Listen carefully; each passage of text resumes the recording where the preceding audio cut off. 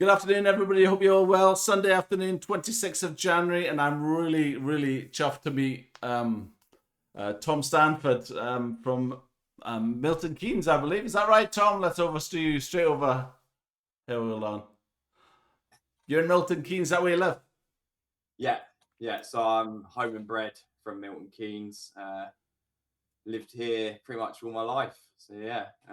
Not very exciting. I haven't really mentioned anyone else. No, it's a great. I think Milton Keynes is the home of badminton in England, isn't it? Really? It is in England, yeah. So it's kind of, I don't know, the ideal spot for me, I guess. So yeah, I've kind of hung around and stayed here, really. So yeah. And is that how you got into badminton? How did you get into badminton in the first place? So I got into badminton when I was 5 years old.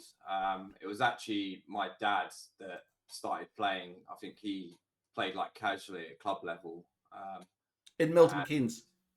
No, not really many clubs, but like he was like a sort of club level player, but he kind of played with some friends down at his church. And I kind of got dragged along with him to begin with. And he used to play in like a one court hall down at his local church with a few friends. And I used to just go down and kind of hit a shuttlecock against the wall for the first like year of my badminton, to be honest with you. What age was that? What age was that, Tom? I was 5 when I first started doing Cool. that. And then I think it was when I was 6. I had really good eye coordination by that time, and then I started getting into junior clubs. When I was 6, and then kind of started playing county when I was like 8 years old. Wow. Was it quite a big scene? Was there a lot of county? How many people would be playing local to you of that age? It seems really young, right? Yeah, there was a lot of people. Not so many like at 6 when I first joined like the local clubs. There wasn't many 6-year-olds, but there was a lot of like juniors that were playing in the clubs. And I think when I got to about 9-10 years old, then there was more kind of academies that were opening up in Milton Keynes. So I think a few of the England players, like senior players, started opening academies like MK All Stars. I think there was the Badminton Academy, and then obviously what it's called now, the Trip Academy, Milton Keynes Badminton Academy. So yeah, there was all sorts of academies opening up. So yeah, there was quite a lot of options to choose from in Milton Keynes. And has Milton Keynes has always been the home of Badminton England and that centre? How long has that been there? The centre, ever since I was born, it was there, to be honest with you. And I think anyone in Milton Keynes kind of is a bit privileged to have that centre there. Admittedly, like these days, it is quite hard to get courts there at times, but it's probably one of the best halls in the country. So we're quite privileged to have it here. Yeah, the modernisation looks really good. Is it? It's quite impressive. Sorry, say that again. The modernisation that they've done recently, it's quite impressive. Yeah, it's really impressive. That's actually quite new. Yeah, really new. Renovated the upstairs and the changing rooms, the lockers. I think they haven't really changed much in the hall itself. They haven't done really much of that, but I don't think you really need to. I think the hall's kind of still quite modern. It was just kind of the reception area coming in, and then the upstairs bit kind of needed a bit updating. Is the gym always the same? I saw the video of the tour of it. Was the gym always like that? No, the gym they renovated as well, so they completely changed that around. I think they've got a gym as you walk in, and then they've got another like weight room, sort of just beyond the courts. So is it a club? Is it a facility that you can join, pay monthly, and go whenever you want, and all that stuff? Or how does it work? It is. It's a monthly membership club that you can join. To be honest, I've never been a member of the club itself, so I haven't really strictly have access to the gym there. But I've only been like a member through Badminton England, like just hiring a court there. But yeah, and it's quite difficult to do now as it's busier and busier. Yeah. And is that, when you go and you coach and all that stuff, and is that where you do your coaching as well? Yes, that's normally where I coach at the NBC. Especially like during the afternoons, during the weeks, I'm usually there.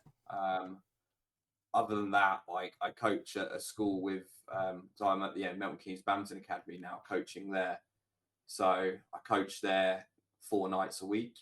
Wow, that's good. But yeah, in and around that, I'm kind of popping in and out of the NBC. So is that mostly your full-time kind of thing? Are you a badminton coach formally? Is that your primary thing, do you think?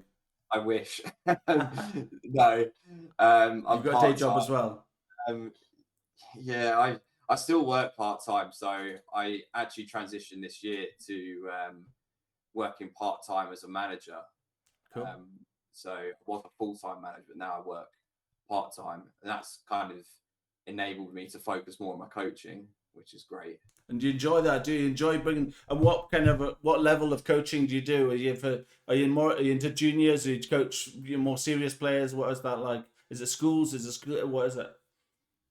So I coach a junior club. That's kind of more players at more of a serious level at the junior level. There is some like at a social level, but not many. Like most of the groups are kind of challenging on like the national circuits in like Badminton England, and I also do some adult coaching as well, Like private lessons, yeah, which I quite enjoy doing that in my spare time as well. I see a lot on your Instagram, a lot of gameplay and that kind of thing. And is that part of your coaching? Is it do singles players has to play against you kind of thing? Is that part of your? I've got a friend in Glasgow that does that. He coaches, but he actually just posts on Instagram how he won or how he lost in his matches. But people are paying him to play against him. It's quite funny. Yeah, I do a little bit of sparring as part of coaching. Like sometimes that's kind of a request from players that they kind of want to have a bit of sparring from me, which is fair enough because I think some players like kind of learn a bit from sparring and then kind of getting my advice and kind of tips on that. Yeah, definitely. A lot of my videos are predominantly against Alex Lane, but that's kind of just a friend that I like to spar with. But, yeah, I saw quite a few of those. I'll just jump over on here. Yeah, there's quite a lot of them on here. Yeah, there's tons. It's really good. Plenty of yeah, that's good. Who does your recording, Tom? Me. It's all me. Oh, is it? It's all me. Yeah, it's all me. It's takes up some hours of editing. I usually like spend I don't know, like an hour or two on a Sunday, like editing the videos.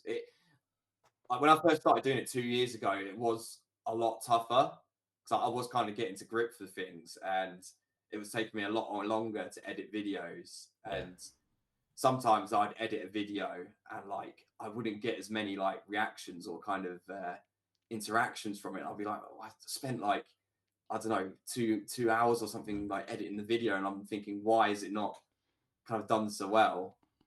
But lately kind of it's got a lot easier, and I'll be able to, like, I'll have a sparring session, I'll be able to clip, I don't know, like 10 clips from a sparring session and then use that on my accounts. It's surprisingly long time it takes to edit video. You know, if you when I interviewed people, I thought about editing before previously, but it takes at least as long as the video itself, and then probably about times by 3. So if you have a chat with somebody for 30 minutes, an hour and a half of editing just to get it so it looks. So I just don't. I'm not for that. I quite like to do it live and just we have chat, it's casual, and you just get more of a natural. But I know everything's edited now. I do like your videos, and yours are only short clips mostly, aren't they? Really, a lot of your spins. I like that. There's plenty of those to see on there. Yeah, that's great. So let's go with these questions. So your full name, I think we know that. Tom Stanford. That's great. How old are you, Tom? I'm 31 now. Cool. You're nearly time for the Masters. Yeah, we're counting down. So 4 years. 4 years away. That's great. So I started, I don't know if you know, but I stopped playing badminton for a few years. Like I stopped from when I was 22, 23. And then I come back playing. So I missed all my peak years. And then I come back and started playing when I was 28, 29. Yeah. Why did you stop? I just stopped enjoying the game. And fell out of love. Yeah. Out with it and found kind of new things in my life that started to enjoy, and then kind of moved on. Yeah. I was the same, by the way. Yeah, happens. But... Yeah, of course. But it's most important you come back, and people say when you have talent, it's something that you have in your life, and you shouldn't waste it. I firmly believe that you shouldn't waste talent. If you have a talent, don't waste it. I think it's good that you've come back, and if you love it, I think if you love it, there's so many professionals I speak to that they just I talked about the idea of them going back to play, and they said, I just fell out of love with it. The pressure of it. Maybe I didn't get selected for a team one time and just went absolutely raging and then never play again, kind of thing. It's incredibly common, incredibly sad. That that you start something, you fall in love with it, you go to a club, you get better, you compete, you love competing, you win, and then you get to an age, maybe you're in a selection thing and you stop getting selected, and then you just hate it, right? Yeah, I think it's very common. I mean, I wish I didn't stop for so I feel long. the same. Like 6 years, and it was. I said it was all my peak years, but maybe I wish it was like maybe a year or two only. But... Can you remember what the catalyst was to stop it? I remember one loss I had where I lost. I think it was the Welsh Open. I lost a guy from Austria quite badly. And I remember after that, I just Really? the thing was, it wasn't competitive, and he was just every time I was lifting, I felt like I was getting a good length of lift, but he was just bashing it down the line, and I was just thinking like, what do I do? And that was one of the. I think that was one of the results that tipped me over the edge. And well, you just came away saying, "I hate this." Yeah, it was. Yeah, it was. I just didn't enjoy it. Sad, isn't it? But I think it was that result, and then it wasn't just that result. I think it was a number of things kind of leading up to that, and I just kind of thought, you know what? I know. It's such a shit. It's such a. I feel the same. I feel it. But you can't take it back, right? You live your life, you enjoy it, and that's it. It's what you do, isn't it? That's good. So you said your dad took you back to the next question was, did you have family you played with? It's just your dad, no other family, just your dad. You don't have your brothers or sisters that played? So my dad played like on a kind of social club level for a while, and my brother also played county level as well. So he was 5 years older than me, and he got to quite good county level. So growing up, like he was kind of the one I was kind of trying to beat a little bit. Did you play singles with him like I did with mine? I did, yeah, I did. He used to whip me when I was very young. So, yeah, it was, and did you get yourself to the stage where you were beating him in the end? Sorry, say that again. Did you start beating him, or did that motivate you to get better and better? Do you think competing against him? Gosh, it was such a long time ago. Like, I know. I can't say like it wouldn't motivate me for sure. It wouldn't motivate me to try and beat him. So I remember like when I was getting close to him, there was like things like at the club we used to do like shuttle runs where like you'd run and pick up like 6 shuttles and one at a time and bring them all back to the line. And I was beating him, and I remember this. He went for the last shuttle and he picked up 2 shuttles instead of one just to beat me. And I saw him do it, and he just ran and then stopped. And I was like, you know, I was beating you there, and then you picked up 2 shuttles. Isn't that funny how you compete I with the him? time I did beat him, and then I never played him again after that. He just, I think he had a bit of a strop, and then I didn't play him since then. Yeah, I'm fascinated by that. Psychology of sport, what motivates you to get better and better and better. And that competitive spirit you've got against your brothers driven you forward and forward and forward and makes you better and better. That's what it does, isn't it? That's motivation. Yeah. That's what happens. And that's why the question is what your motivations are. It's not, quite often people are better because they've competed against somebody and it's driven them to compete and compete and compete. And then all the way through the career, there's always naming somebody that they're trying to beat. There's always somebody that you're trying to beat all the way up. And that's how you get better, isn't it? Yeah. But I found like, even when I came back to badminton, like when I was 28, 29, I didn't come back to be competitive. That was only 2 years ago then? Yeah, so that was like 3 years ago. And I only came back just to like socialize and play badminton a bit. Because I felt like, I don't know, I needed like a hobby or something. Yeah.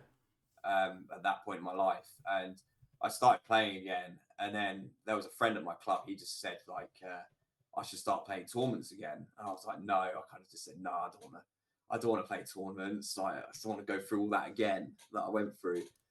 And then roped me out to one tournament, and I lost to I think it was, what was it, Michael Pang. I think Right. he's in the England squad now, actually. And lost to him, but I was beating him. I got to, I was beating him. I got to 11, and he did win the first set. And then I think it was like 21-17, 21-15, maybe. No. But I was up against him at the start. But I think like I was buzzing with adrenaline when I started playing him, and he had no idea who I was. He was like, "What the hell is this?" But yeah, after that tournament, I all of a sudden got the kick again to start competing, and I just didn't know where it come from. Love that. Next thing I know, I'm like in the gym 5 times a week, trying to get myself fit again. That was my next question. How do you keep fit? Are you running? What do you do? Do you have any? I mean, like me, I'm falling to pieces, right? I'm 52, 53. Am I 54? I can't remember. Anyway, but I forget. I've got ailments. I've got shoulders. I've got a hip. I've got a knee. I've got a rotator cuff in my shoulder. Have got plantar fasciitis in my foot. I've got Achilles problems. I've got ankle problems. Honestly, I'm falling to pieces. But do you have anything? Do you have anything? Are you quite fit generally? I'm generally quite fit. Oh, yeah.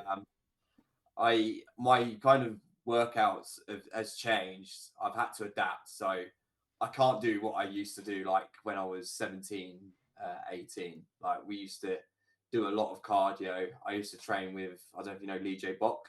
Yes, yeah. His sessions were very physical, and I think we were probably like the physically most fittest in the country. Yeah, by far. A lot of our sessions were very tough, and a lot of cardio, a lot of plyometrics, jumping. Yeah. But these days, like I've found, like with age, I've kind of had to kind of taper it a bit and work a little bit, so I'm not jumping in the deep end and kind of building up a bit first. And so do you run or? I do run, but I don't run every day. So I run, and then one day I'll cycle instead. Yeah. But I do the treadmill maybe 2-3 times a week, I would say. And what do you when you coach, what do you talk to your players about? Sorry, say again. How do you talk to your players? What do you talk to them about? How do you motivate them? Are you very much technique driven? Are you footwork driven? Are you exercise driven? Are you physical then because what you've experienced? I'm just as physical. They'll say Oh, that. yeah. I'm just as physical as what my coach was. Really? So I'm quite vocal, quite passionate as well. Good. That definitely comes across in my coaching. So very physical, very footwork driven as well, like you said. Yeah.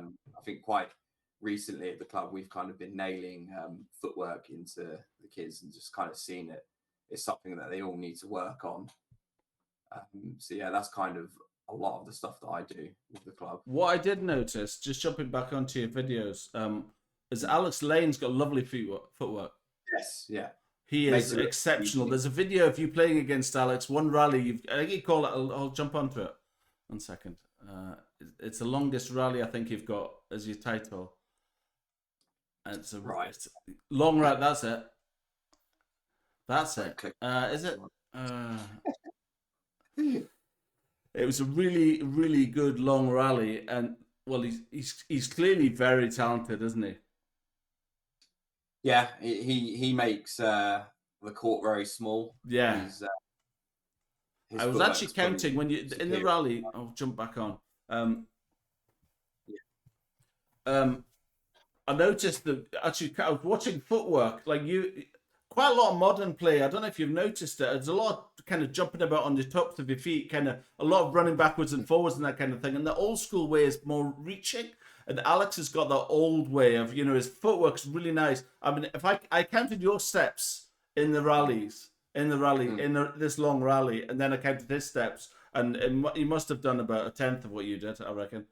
He's really handy, isn't he? He's got lovely footwork. Very, very efficient mover around the court, and like I said, he makes it very small. I think with his base, he's got really wide feet, and he just covers it so well. His footwork's really handy. He's learned very, very nice. Yeah, but it's almost like you don't see much of it anymore. Don't you think badminton's a bit like fencing in places? So I just heard fencing. Yeah, do you think badminton's quite like fencing in places? Like at the net, I always think that. In my club, they do fencing, and it's quite similar in places. At the net, it's quite similar, I think. It is in a sense. The reason it is like that is because a lot of rallies are won at the net, and if you think about it, in those kind of battles at the net, it's the shortest distance to go over the net for your opponent to react to. So it's quite a key area in the game, and if your net game is on point against some opponents, there's kind of nothing really they can do about it. If you're clipping the net, which I think as well isn't luck. If you clip the net, I agree. I think it is skill. I agree. I You think see people apologising all the time. I think that's a great shot. Yeah, I mean it's luck. Like if you're hitting a net cord from a drive, obviously, but like from net play, it's a skill. Yeah, it's very tight. Yeah. What age when you started playing? 5, you said. Yeah, 5. Why? When did you? So, do you think your dad was the main reason why you first ever got a badminton racket? Your dad? Yeah, 100%. Yeah, he's the one that kind of got me playing. He drove me up and down the country to tournaments when I was younger, for as long as he could. So yeah, he's the one that kind of driven me to kind of get to where I am. And do you know, can I ask a question more about Milton Keynes? Do you see a lot of national players there all the time? All the time, yeah. So I'm usually there, like, so I work at my normal job like 6 till 10 in the morning, and then I usually pop in the afternoon, and then I always bump into one or two of them. So you always see them walking around and whatnot. And do you watch their training? Not so much these days, to be honest with you. I did when I was younger. When I was younger, I used to watch some of it when I was around. I can name some of the legends back in the day when I used to watch when I was younger. Really? Like I remember, I think Rexy Manicky used to be the national doubles coach. Yeah, wow. Back in the day. I remember like sometimes I'd be at the end of the centre and I'd watch kind of him coaching the double squad and whatnot, and then I'd maybe at 3-4 o'clock I would go on for my 1-to-1 session after school, and just before my session started, sometimes if he had like a spare 2 minutes, he'd run over, have a knock up with me, and just like say hello and whatnot. But, wow, yeah, it's amazing. That's cool stuff. You mentioned Viktor Axelson. What was that about? Yeah, so I think I'm the same age, or he's a year younger than me. I think. I think he's the same badminton year as me. But it was my second international tournament. I met him. So I travelled with the England squad to the Under 13 Aros Cup. Cool. And we played. I think when we went out, we played Denmark in the team match, which was an eye opener. I think this was on old scoring as well, by the way, so it wasn't the new. Yeah, really. Yeah. Wow. Old scoring up to 15, best of 3. And I remember he played our number 1 singles player, and he beat him 15-2, 15-love. Whoa. And he was just, I mean, he was like up here, and he was huge in comparison to us. And I must have growth spurts. Like Even at that age? Even at that age. He was crazy good. And after the team match, we had the tournament after, and I think I got to the quarterfinals, I think, and I remember I had one more round to win, and I would have played him in the next round, and I lost it unfortunately to some Swedish guy. But it's amazing the culture over there. Have you played over there again? I haven't. That was the only time I played in Denmark. Yeah, I'd love to go.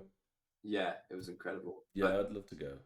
I was about to say, like, I remember like when Viktor was like in the hall, like before he was about to play, he would like purposely warm up in front of everyone, like at the back of the court, and kind of different to everyone else. And you kind of knew he was the best player in the hall just by the way he prepared for his match and his kind of mannerisms at that age. It was just different to anyone else in the hall. And yeah, it was just surreal. I think everyone knew back then how special he was. Yeah. Have you watched his documentary? I haven't, you know. Yeah, it was on Netflix. I'm sure. I think it was Netflix. Yeah, the Victor. Yeah, it was a whole. There was. He had a documentary all about Viktor Axelson. Yeah, amazing. Yeah. So, your first question. What was your first racket? Oh my gosh. I can't remember my first one, but the first one I do remember is the Yonex TI-10. Okay, cool. I think I had two of them when I was younger. One of them I broke. I remember. Yeah, I got a little bit What angry and in a caught. rage? As you Yeah, do. That's fair. I had that racket for quite a long time. That was my favourite racket. I actually remember Rexy actually recommended it, I think, because I think he may have used it. And then I used the Muscle Power 99 as well for a bit. Oh yeah. I think that was everyone's favourite racket at some point. Yeah, fantastic. Yeah. It's what shuttles did you play with when you started? Feathers. Were the feathers? Were the feathers always? Were they? I can't remember the brand. Probably most likely Yonex shuttles. Yeah, but, wow. They were. You never had plastics. You never played with Mavis 300s. Never. Wow, no, that's amazing. The first club that I started playing at in Milton Keynes, they strictly didn't use plastic shuttles. The only time, like when I was younger, we played with plastics was like at a school tournament. And I hated it. Like I hated playing with plastic. That's all I ever got used to, like from an early age. Was amazing. Yeah, that's amazing. So you've really had a life of growing up with getting badminton stuff for Christmas and all that stuff, I guess. Badminton rackets, shuttles, trainers, tracksuits, all that. Yeah. Love it. Yeah, you can do that, who was your first coach? My first coach, Roger Cooper. I think I had Roger and Heather Cooper first. So they were. I was 7 or 6 maybe, but I think that was when I joined the club. That was actually at the National Badminton Centre as well. Luckily. Yeah, so that was called Loughton Lodgers. I joined them, and he was. I think he's actually passed away now, but he was a really old school coach. So like, I remember back in the hall, he would like bring in like a hanger, and he would have like string attached to this hanger, and I think he had like 2 or 3 bits of string on it, and like on one of them he'd have like a shuttle on it, and you'd have to kind of connect with the shuttle, and you could also like wind it on the hanger. So like depending on someone's height, they kind of get the right kind of the right height for them. Yeah, it was old school. Really. What was the most valuable lesson? Do you think, from your coaching days, I suppose, like proper coaching? What's the most valuable thing you've taken away from coaching? Is there a particular thing? Do you think, is it learning backhand? What do you think of that? Scissor kick. What? You say learning backhand, but I don't remember being taught how to use a backhand. I don't know whether I naturally just learned it myself, or kind of, I think maybe coaches, which I do partially agree, they kind of force you to play forehand on your backhand side from an early age. I like that for singles, to be fair. Yeah. I think that's right to a degree. Yeah, there's so much use of backhands in singles, which you just didn't see. I think it's not right. Yeah. I think when some kids, not all, but it's like when some kids learn backhand at an early age, it's kind of the easiest option, lazy option to kind of just naturally just go for it, whereas you can actually still take it around the head and play a more powerful shot. But for me, I think my most valuable lesson will be with Lee J. Bok and Yunsuk Lee, his wife. They kind of drilled like the physical side of badminton into us, and they kind of said, like, because I was quite an emotional player when I was growing up, and I would show a lot of my emotions on court. So I would get frustrated, I would shout at my opponent. If you were playing me, you would know exactly what I was feeling like after every point. Whereas they kind of drilled into me to hide my emotions. Really? Wow. Which was incredibly tough for me to do, because of how like passionate I was on court.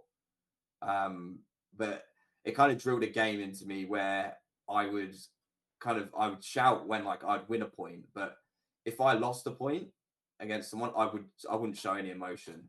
Like it would just be, it's another point.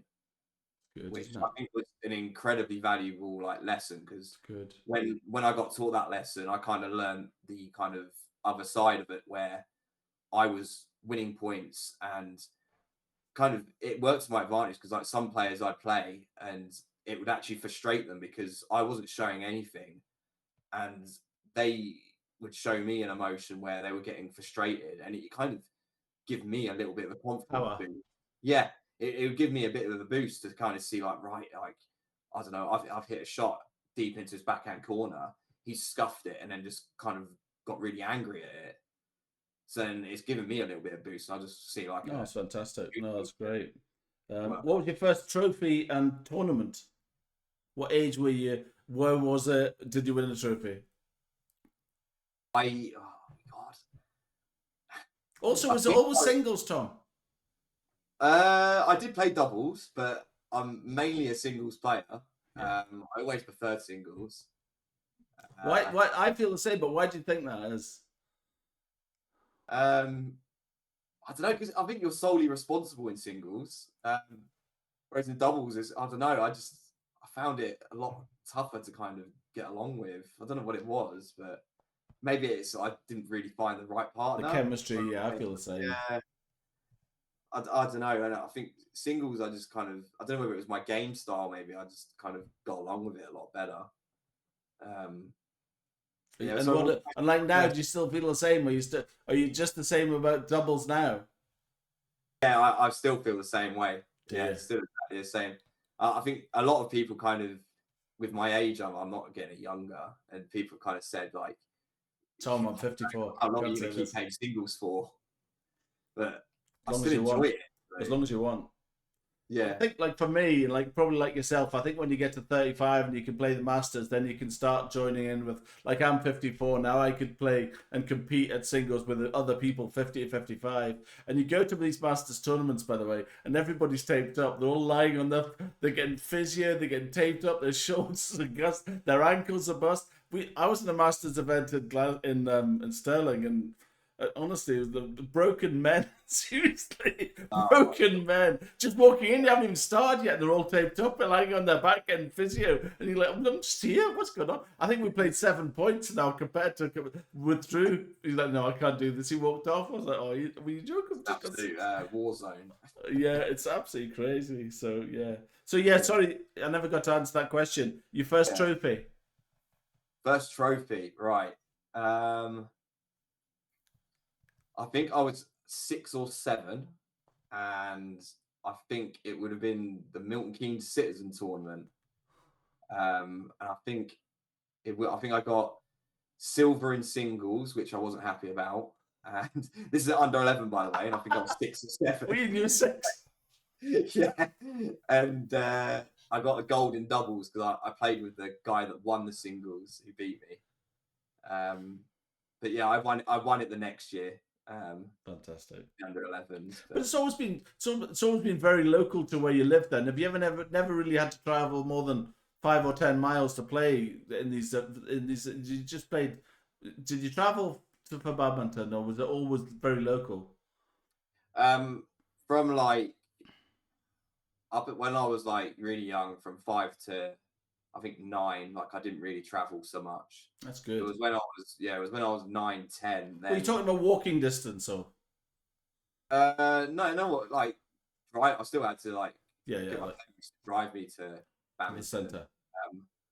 But I think like when I hit like 9, 10 years old, then when I started playing on the Badminton England circuit, then I had to Yeah, yeah. travel up and down the country. But, Yeah, that's good, isn't it? And parents are so important during these times, aren't they?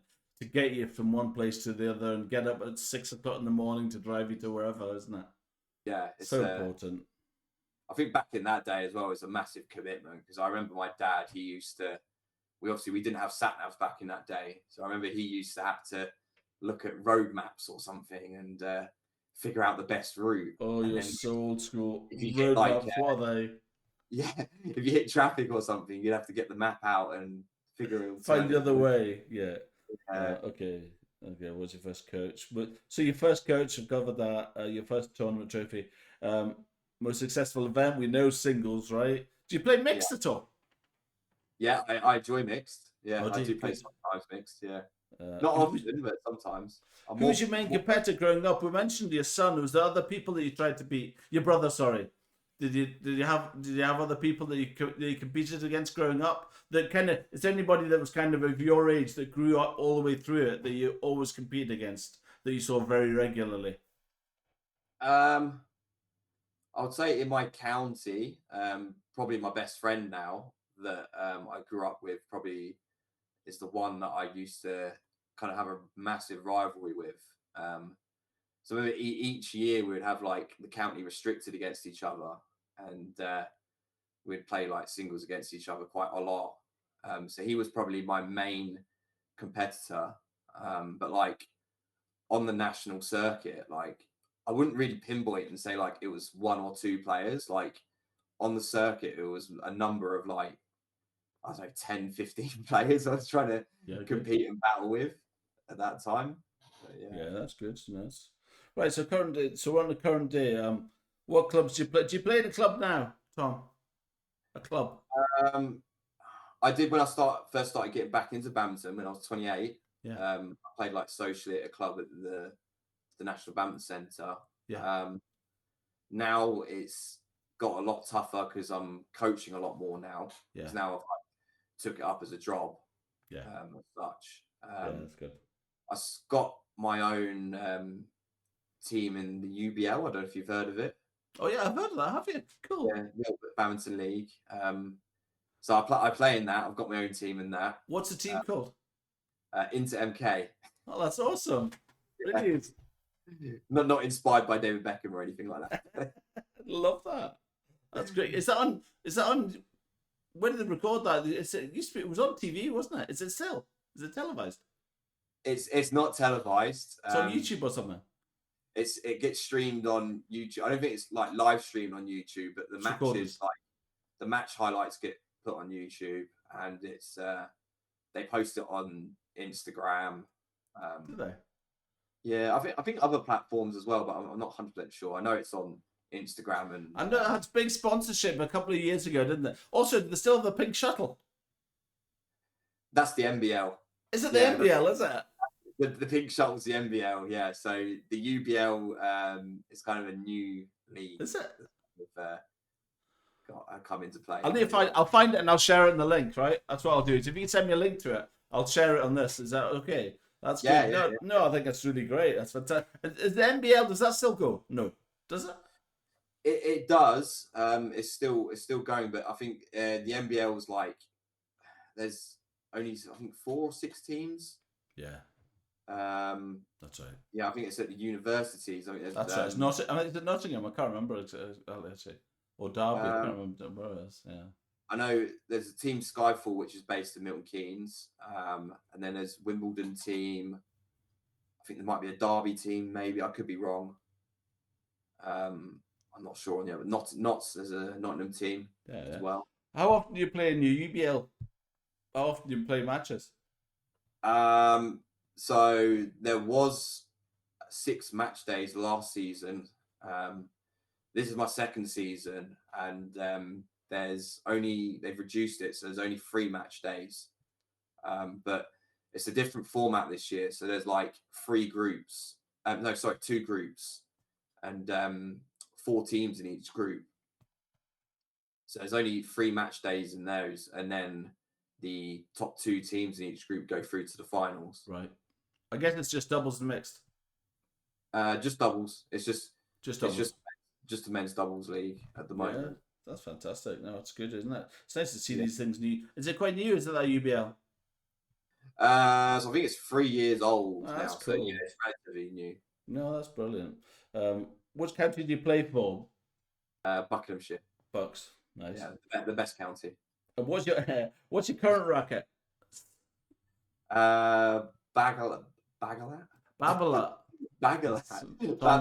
Tom, if you can't even say it, you've got problems. They're going to kill me for that. I was going to ask you that. There's a lot of people out here that want to become kind of professional and make an income from that and get sponsorship. How did you find Babolat? Or how did they find you? So I luckily I knew the rep from Babolat. and I used to have a coaching sponsorship with him back when I before I stopped playing. Sorry, what's a coaching sponsorship? So it's just kind of you have a player sponsorship or you have a coach's Oh, I sponsorship. see. Oh, is that right? I see. Yes. So yeah, I before I stopped, I had a coaching contract with them, and I knew the Babolat kind of rep from back then, Yeah. and that's how kind of I got back in contact with him when I started playing again. And it's mostly, I guess, providing equipment and clothing and stuff like that. That's what it is, isn't it? That's kind of what it consists of, isn't it? So a coaching sponsorship means that you would be a coach for Babolat sponsored players. No, so I represent Babolat. So the players I coach don't necessarily have to I see. use like Babolat equipment. It's just solely They're providing you equipment.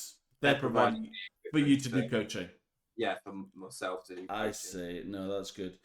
So your Babolat racket, which one? The Babolat racket. Babolat, which one? Xfield Fury. Xfield Fury, good. Yeah. You recommend it? Obviously, you're not going to say no. Obviously, you would. Oh, I've got to say yes or no. I can't say anything else. Yeah, of course you do. Yeah. No, tension. What tension is in your string? The competition's 28. If I'm just training, I want it to be a bit more durable. 26. 26. That's what I live with. Yeah. Family life. That's no questions there. What's your favorite now? Still into mad on singles. Do you feel competitive? I think the answer is there. Do you feel as competitive now as you were when you first started? Do you think the same or more or less? Less. No, because I think the motivation back when I was younger was different. Kind of like I was still living off my dream of kind of competing like on like a global level, kind of which was my dream from an early age. Was that your dream to play for England? Yeah, when I was younger, that was my dream. So like I think I can't really match kind of my competitiveness from back then. Like I'm still just as competitive now, but like that I can't really say my edge is still there like the same way. Yeah, I've still got an edge, but like it's definitely not the same. Yeah. And do you think that, when you're coaching other people, when you're coaching people, you have people that do you think you're coaching people that have the same feelings you had when you were their age? I suppose, let's put it like that. Do you think you're coaching people that want to be like where you wanted to be? Are you at that level, Yeah. There's a few. Is there? There's a few that are like that I coach and that want to be the best. Yeah, and I feel like I'm kind of can be really helpful to them because I've kind of been there Definitely. and kind of been through it, and I know for a fact, like I said this year, I think last year I started coaching, that I made the right choice to move into coaching because of how passionate I feel about it. Yeah, and kind of it's different from like my other job that I do. Kind of I get more of a kick out of like kind of coaching these players. So I know it's 100% the right thing I did. Yeah. There's a chap in Scotland, very well-known coach in Scotland called Andy Cook, who's 80 something, and he's and I interviewed him a couple of times because he's obviously got a long history of badminton. And I says, can I ask how he ended up as a coach? And he said, well, I realised quite quickly that I was always going to be a better coach than I would ever be a player. And it motivates him, and he gets the best. He started coaching certain people, and then somebody else would come and say, "Oh, could you teach me? I see how they've improved. Could you see me? And that's how it works. I think in coaching, people see their peers improving, and then they think, my goodness, how's that guy got so much better? Oh, they've been coached by Tom Stanford, and then before you know it, you get inquiries, somebody saying, exactly, it's like a lot of things like your kind of recommendations, isn't it? But I think like the recommendations are kind of better heard from other people. Definitely. Like it's better. It's not as much like hearing it from me because I'm going to say, yeah, I'm a good coach. But when you hear it from someone else's ear or someone else's mouth, like it's a lot kind of better, I would say. I had someone I coached today actually this morning. I think she said that she turned up to a club and a lot of people were saying like, wow, you've improved. And I was like, that's great. Yeah. And that's what you want to hear, isn't it? That's what you want to hear, isn't it? That's exactly. That's like music to my ears. I absolutely love that, Tom. Yeah, I've only had 2-3 sessions with her, I think. So I was kind of a bit chuffed actually. Yeah, no, I think it's absolutely fantastic what you're doing. You should definitely keep it up. That's Yeah. great. And so the last question I have on my sheet is, what is it you love? Okay, what is it about badminton of all of the other sports that there are? What do you think is about badminton? That's the kind of closing question. What is it you feel about badminton that's different to others? Yeah. Um, I think it's the only sport that I've fell in love with twice. Firstly, so playing it and then come back to it. Um, I just think it's the fastest racket sport Yeah. out there. It's just so physically demanding, and you have to be kind of have to have a range of skills to be good at badminton. Your eye coordination has to be good. You have to be physically really fit. You have to be really powerful. You have to be able to jump high, flexible, all sorts of kind of skills and assets you need to kind of progress in badminton. So I think Speed. that's the reason why I love it so much, and I think it's done a lot for me in my life, and yeah, it's a good sport. That's good to hear. That's great to Yeah. hear. Well, that's fantastic, Tom. Thank you very much for your time this evening. It's really interesting to get to know you. And let's see if we can get your Instagram up to. It looks like you've got 9,230 followers. So you're doing something really well. Yeah, doing something right. It needs to Yeah, be. There needs to be 5 figures there soon. But... yeah, absolutely. Let's see if we can get you up to 10,000. That'd be amazing. All right. Well, listen, great. Thanks for your time. Have a great night and all the best. Cheers, Tom. Take care. Nice to meet you.